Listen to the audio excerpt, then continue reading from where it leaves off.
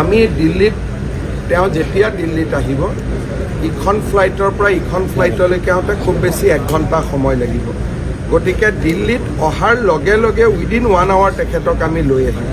depend কৰিব ছিংগাপুৰৰ পৰা দিল্লীত কেইটাত আহি পায় সেইকাৰণে আমাৰ যিখিনি ফেন বা আমি গুণমুগ্ধ তেওঁলোকে ৰাতিপুৱা 6 বাজি 7 বাজি বুলি ভবাই ভাল যদি নিশা আহেও আমি জুবিনৰ পৰিয়ালৰ সৈতে থকাৰ সুবিধা কৰি যোৰহাটৰ পৰা ৰাইজে দাবী কৰিছে যে তেজপুৰত জ্যোতি বিষ্ণু আছে গুৱাহাটীত ভূপেন হাজৰিকা আছে যোৰহাটত জুবিন গাৰ্গ থাকিব লাগে জুবিনৰ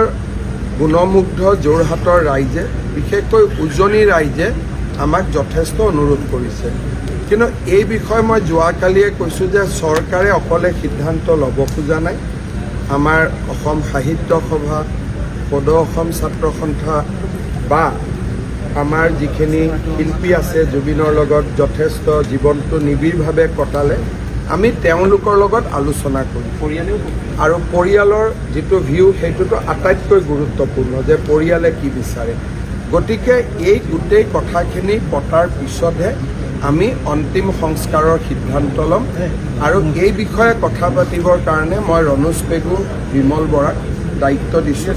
তেওঁলোকে দল সংগঠন কলা কুশলী সকলোৰে লগত কথা পাতিব আৰু আমি জুবিনৰ ক্ষেত্ৰত কোনো সিদ্ধান্ত চৰকাৰীভাৱে নকৰি ৰাইজৰ দ্বাৰা আমি কৰিব খুজিছোঁ যাতে ৰাইজে বিচৰা মতে আমি কৰিব পাৰোঁ সেইটো চব সিদ্ধান্ত এইটোৱে যে আমি কাকো বাধা নিদিওঁ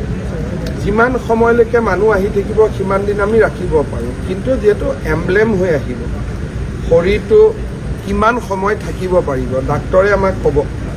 ধৰক যেতিয়া আমি সংস্কাৰলৈকে লৈ যাওঁ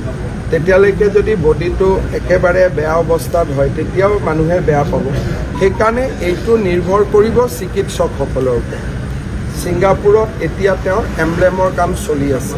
সি কিমান দিন শৰীৰটোক প্ৰটেক্ট কৰিব পাৰিব এতিয়া আজিতো আহোঁতে 24 ঘণ্টা হৈ যাব ইয়াতে 24 ঘণ্টা থাকিলে 48 ঘণ্টা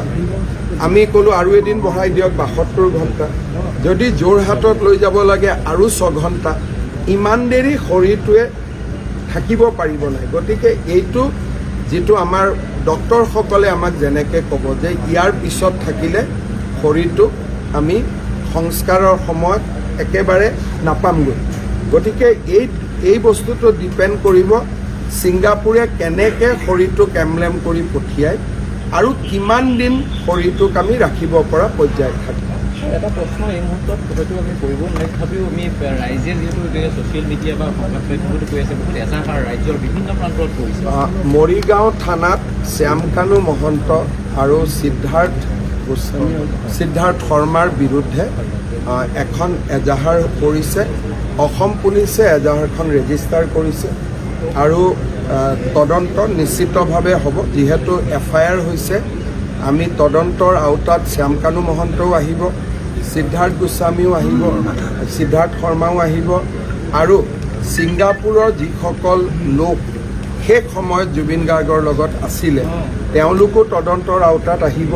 বা ইয়াত এটা কথা ওলাইছে যে আগদিনাখন কোনোবাই জুবিন গাৰ্গক কোনোবা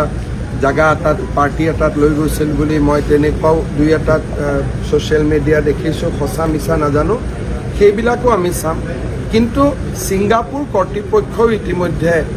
ইনভেষ্টিগেশ্যন আৰম্ভ কৰিছে গতিকে ইয়াৰ যিহেতু প্লেচ অফ অকাৰেঞ্চ ইণ্ডিয়া নহয়